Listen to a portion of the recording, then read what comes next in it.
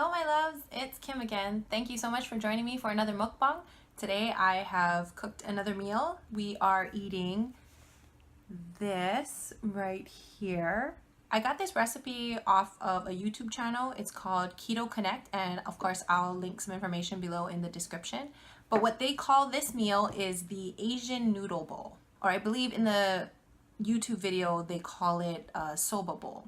Definitely some trade-offs when you're really trying to go low carb, but I saw this video and I just thought, you know, I really like Asian food. I love noodles. So that's been one of the hardest things to give up in trying to do sort of a low carb diet. So just wanted to try this out and see how it goes. To stay on a healthy eating plan, it's easier if you cook your own meals. I actually really enjoy cooking, but I remember the first time I cooked a meal for my family, that was not such an enjoyable experience, not for me and really not for my family as well. So I'm going to share with you that story today, and I also want to assure you that I am a much better cook now. So hopefully reliving these memories will not be so horrifying. So I hope you enjoy.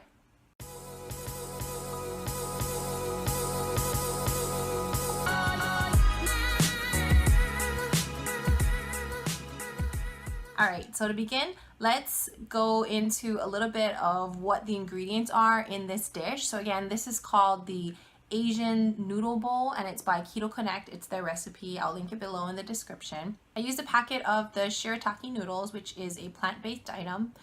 So in total, it has, I think the whole package is about 12 calories.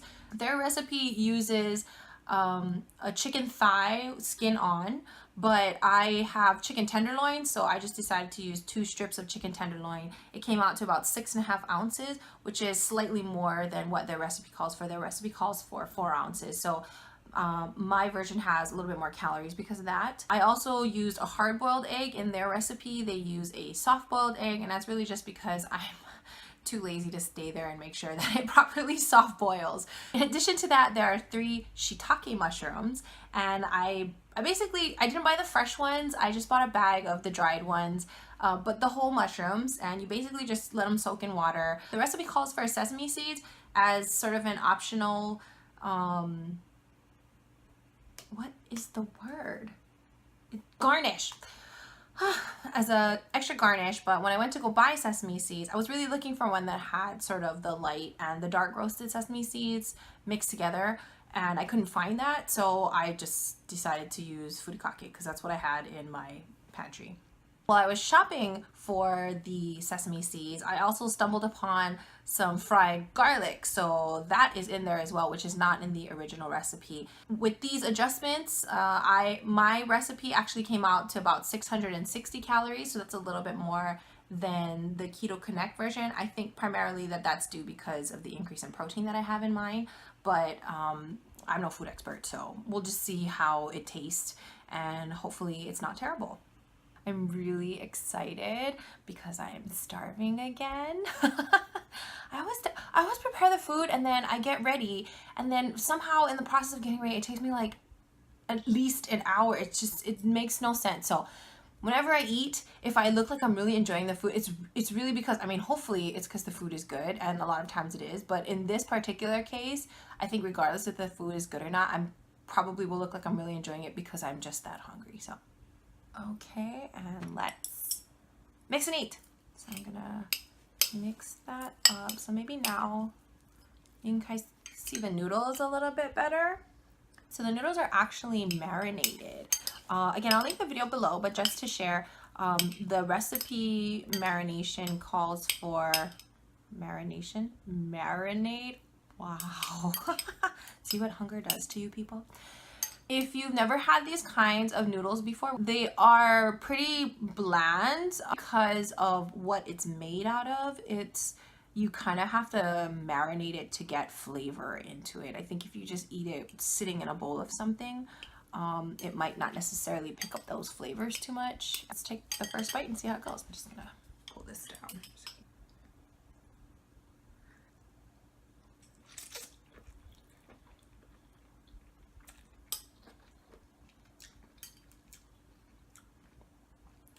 That's incredibly salty. Wow. That's really that's a little bit too salty for me. I'm definitely tasting the sriracha, so that's good. Adding a little bit of heat. Let's try chicken. The chicken is a little bit bland, and I'm a little bit grateful because these noodles are super salty. I don't know about marinating it in that soy sauce. That was a little bit much. Okay. And the egg is egg. For this, it probably would have been a lot better soft boiled just because the hard boil is kind of drying it out a little bit. Dang, are these noodles salty? I'm gonna eat them, but whew, I'm gonna need a lot of water after this.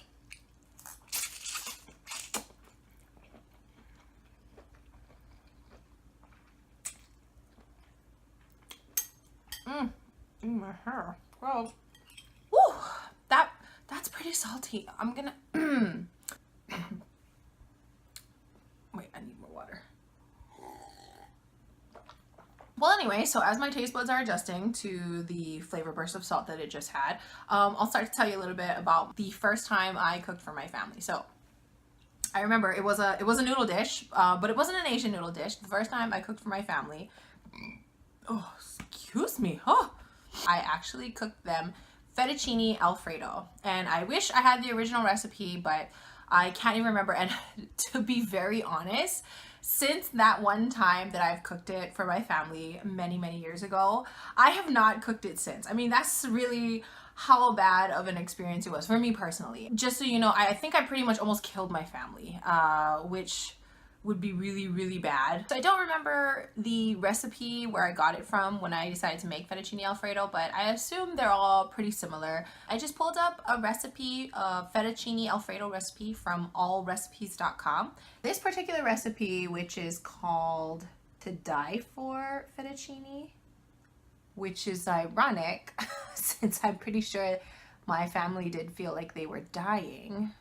Basically, it's pasta noodles, cream and cheese. So it's a very, oh, and butter. So it's a very heavy recipe. I thought, yeah, I can do this. This is like, I got this. Let me just channel the Italian in me.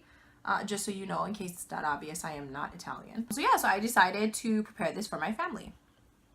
Let's eat a little bit more. Because even though it's really salty, I'm still really hungry, so let's consume. The chicken came out pretty good. I'm grateful for the mushrooms. It did soak up some of that flavor from the noodles, but because I really didn't cook the mushrooms in that marinade sauce too long, I think it picked up just the right amount. I think maybe the noodles, I was marinating them too long. The recipe actually calls to marinate it for 4 hours. They use the fettuccine style, so it's the thicker noodle. And then I just used the regular, you know, like kind of a ramen size noodle. So I cut it back by 1 hour. So it was marinating for 3 hours. But that still might have been too long. Or just the fact that it was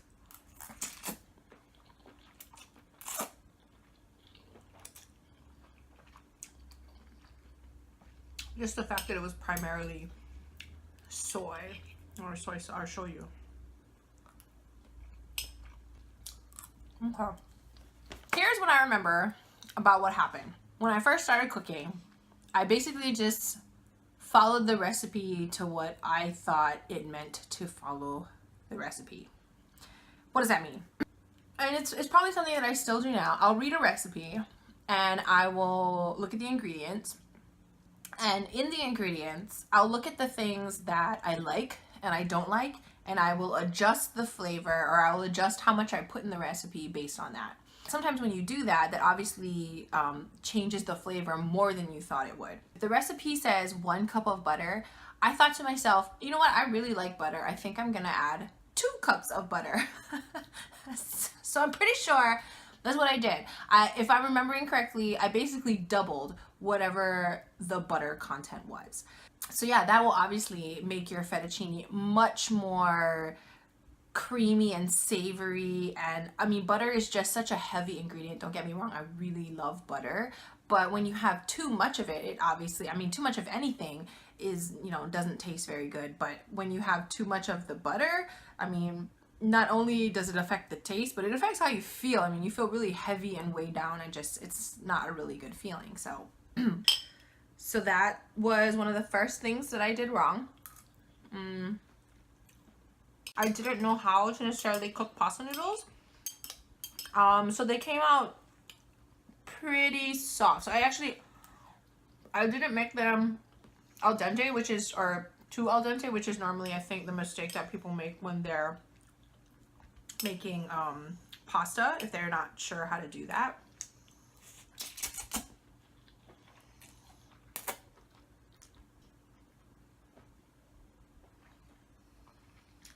Can you hear that?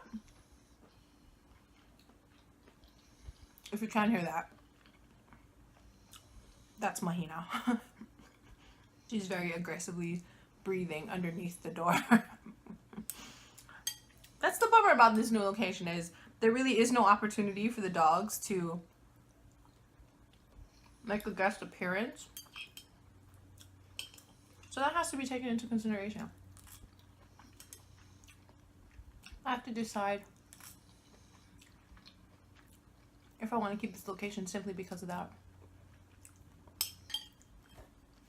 So I actually made the noodles way too soft. So the noodles were kind of like, I don't even know how to explain it. It really wasn't even keeping like a noodle consistency anymore. It was pretty mushy. But primarily the biggest issue was the butter. I doubled the butter.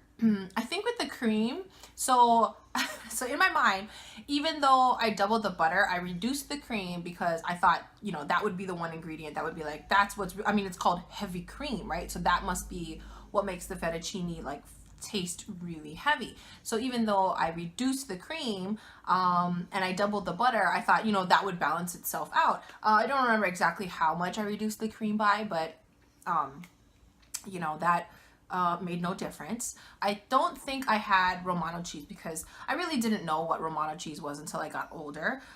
So I think I basically just used Parmesan cheese for the whole thing. What I do remember was after I prepared this meal, it was basically just white, right? So I didn't have any protein in it. It basically was just the noodles and the sauce. Because I reduced the cream and I doubled the butter, you could really see all the oil from the butter. It was separating and kind of almost curdling. When you bit into it, I remember that it basically just tastes like a butter sauce. Like it just tasted like pretty much all butter. So it basically just made my entire family sick. So we were all, we all had upset stomach basically the whole night.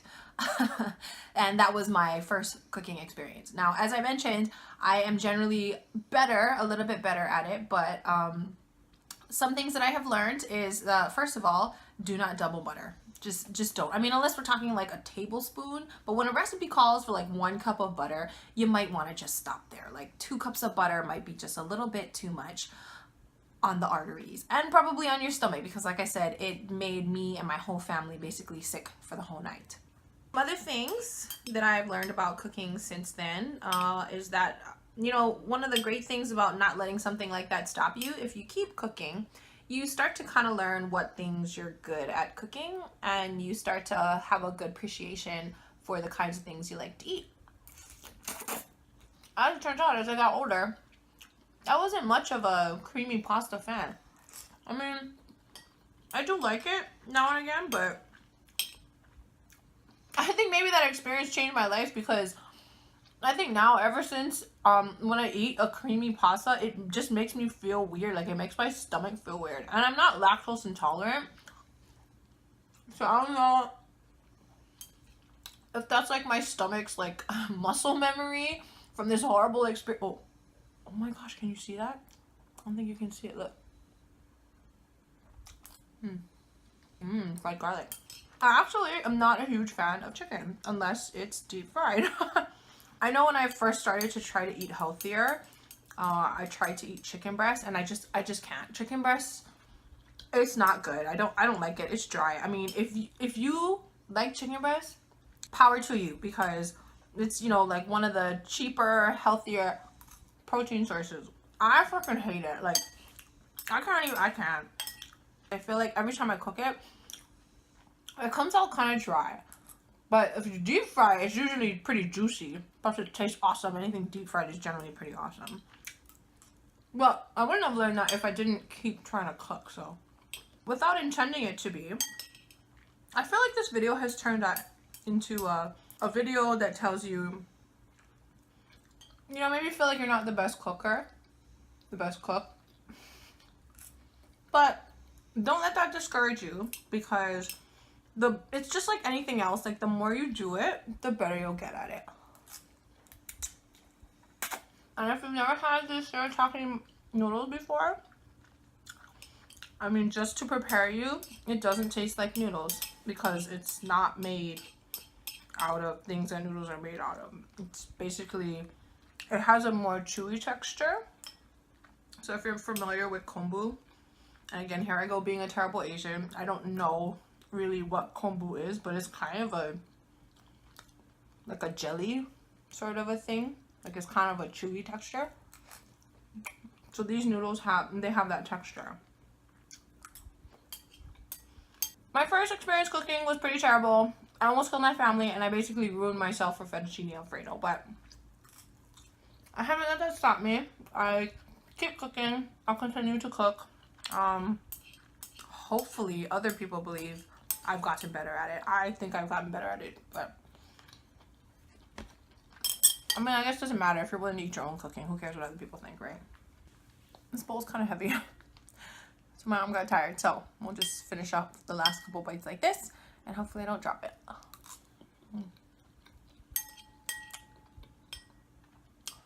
But yeah, so for this recipe, I don't know.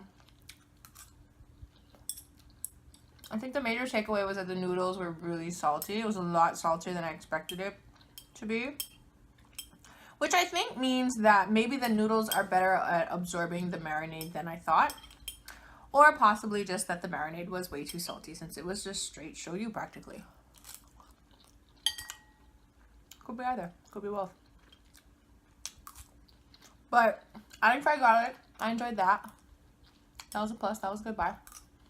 Definitely would go with a ready egg next time. A soft boiled egg. I think the yolk probably would have helped to balance out the saltiness of the noodles, because yeah, the yolk didn't get any seasoning. The egg wasn't seasoned in any way.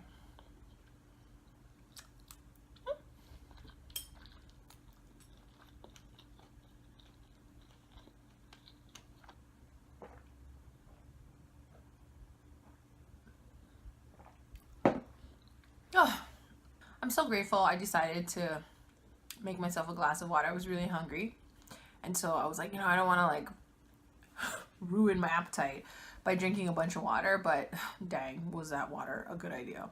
At least now I'm fed, so that's a plus. I always forget to say this, but if you haven't already done so, please subscribe to my channel. Please like the video, add any comments below. Please feel free to share the video. Let me know what works, what doesn't. How do you guys feel about the new background, about the fact that I am cooking food now? I hope you guys, the background, I guess I'm open to going back to the previous location, because I'm really starting to think that without the dogs here, that does sort of, I mean, it just completely eliminates that as an option. And I mean, let's be real, I know they're the stars of my show. So thanks again for joining me for another mukbang, and I will see you in a week. Bye. Ugh.